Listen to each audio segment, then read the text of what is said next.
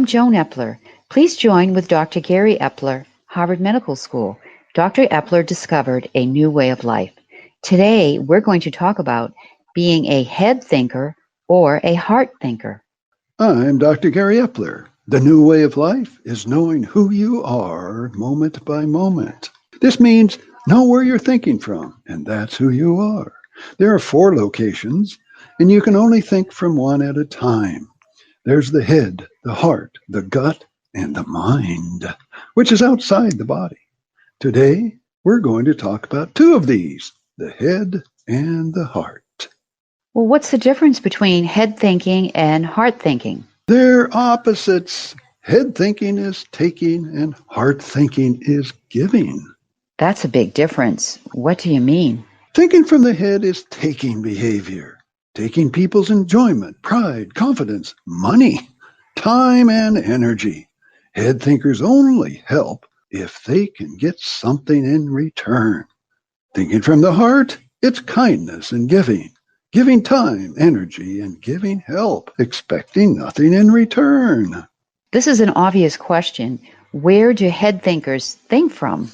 They think from 3 negative brain regions. First, they think from the anger center. Second, the stress center. And third, the addiction pleasure center. Whenever you think about yourself, self-destructive thoughts, self-pity, worry, guilt, resentment, revenge, all these thoughts are from the stress center. The addiction pleasure center is what I call chemical pleasure, because it's from the dopamine chemical released by drugs, alcohol, and sugar. It's short-lived and unhealthy, followed by a crash with loss of energy and lethargy. What are head thinkers' emotions and feelings? They think from the anger center, so they're angry, mad, and may go into a fit of rage. They think from the stress center, so they feel sorry for themselves. They complain, they criticize, blame, and other things include guilt and resentment and jealousy. That doesn't sound good. Why do people feel this way? It's through conditioning since childhood.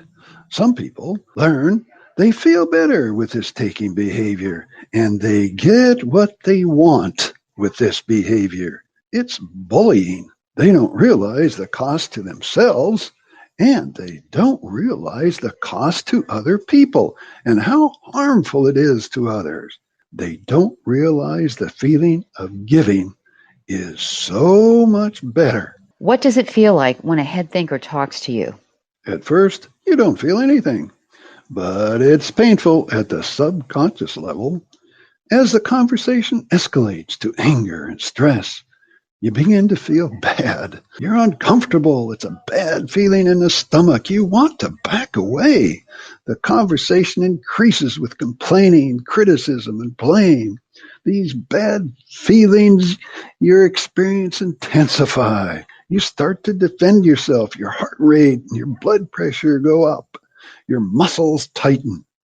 And this can happen with a spouse, a family member, a boss, coworker, and others.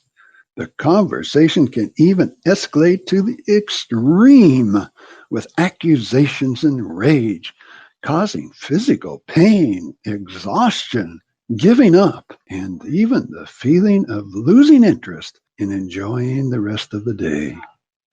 That sounds dreadful. How does this happen? It's all from thinking from these bad brain regions, the anger center, the stress center, and the addiction center. It's rare that this results in this extreme stage, but when it does, people need to recognize the problem and seek a solution before serious adverse health effects develop. Is there anything else?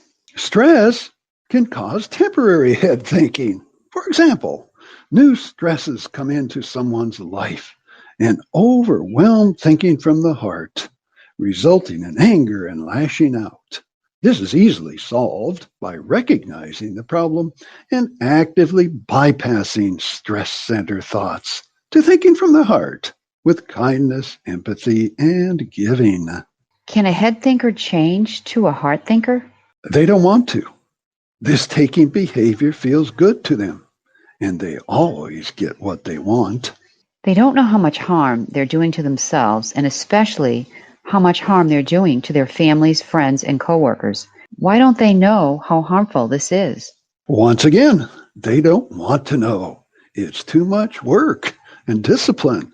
It's easier just to keep using this taking behavior. It's become a habit since childhood, and it's automatic.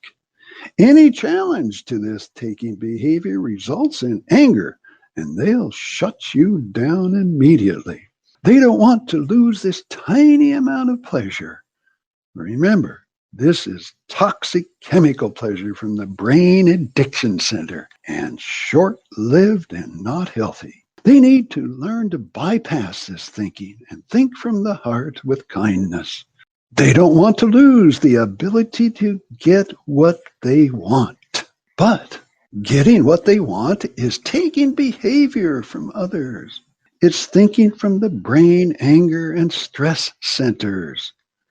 Getting what you need. That's heart thinkers. It's giving behavior from the heart. That brings me to heart thinkers. What does it feel like when you talk with a heart thinker? It's the best. It's calming, enjoyable, and uplifting. It makes you feel grateful and look forward to enjoying the day. Puts a smile on your face. It's healthy. Heart thinkers always want to help in any way they can, and they never expect anything in return. Be a heart thinker with kindness and giving. It's healthy for you and your family, friends, and coworkers. You don't think about yourself, you think about others.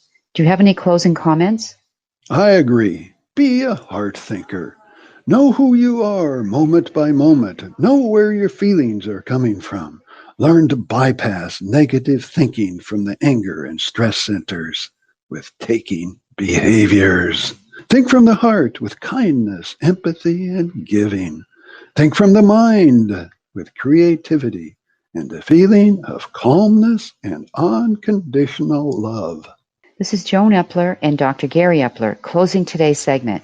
Next time, we'll talk about eliminating worry.